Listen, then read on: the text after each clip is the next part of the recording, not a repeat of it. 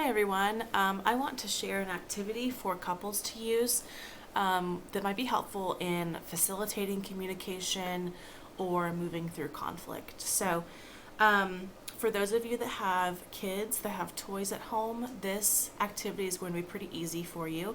And for those of you that don't have kids or toys at home, don't worry because I will provide modifications for this activity at the end of the video.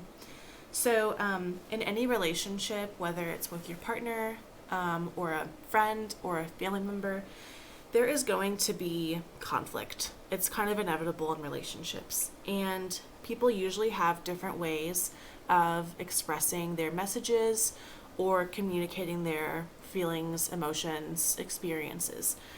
With conflict, some people are more passive than others. Some people are more aggressive than others.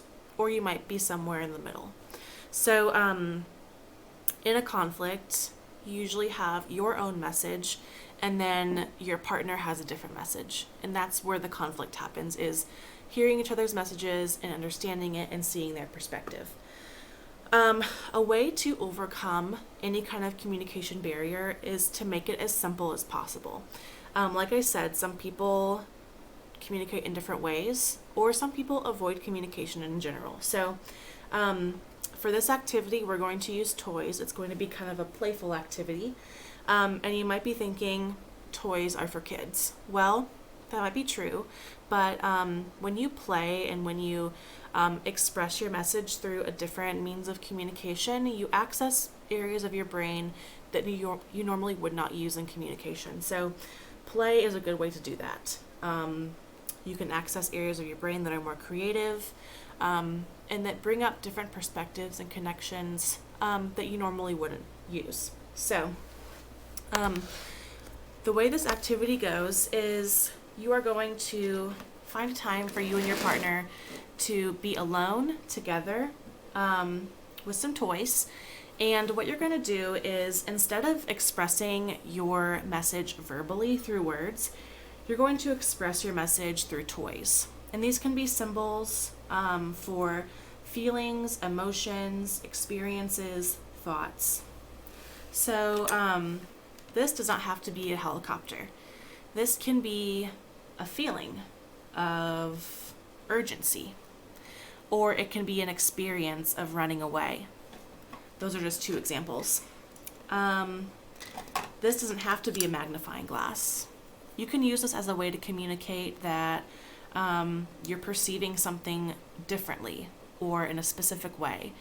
It can be a way of communicating that you're hypervigilant, or you are seeing things differently than your partner. So what you're going to do is you're going to build your message or your story using different toys. And once you have built your message or laid that out on the floor, you're going to tell your partner what your message is using toys and using that symbol. And this is a great way to see someone else's perspective and get a little bit more insight into what a problem could be. So in any conversation or communication, there needs to be back and forth. What I mean by that is you're going to want to ask your partner clarifying questions or open-ended questions just to get more insight on what their message is.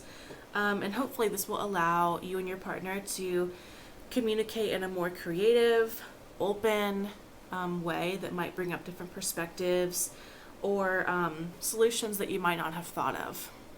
You might find that you and your partner are actually thinking the same thing, but you weren't able to communicate it in the right way.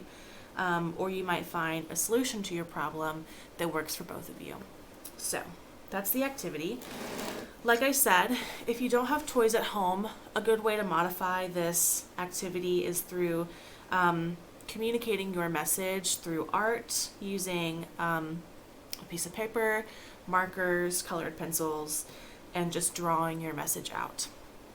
Another way to modify this activity is to buy 2 or 3 magazines, go through the magazines, and cut out images or pictures, words that might communicate your message in a creative way. So that's 2 ways to modify the activity. And like I said, in any activity that you do with your partner, you want there to be an open dialogue. So affirming their perspective is going to be important. Asking open-ended questions, giving them the space to express themselves in a way that's comfortable for them. So hopefully this was helpful for you, and I hope that it brings up a lot of good conversation and healing that might need to happen in a relationship. So thank you.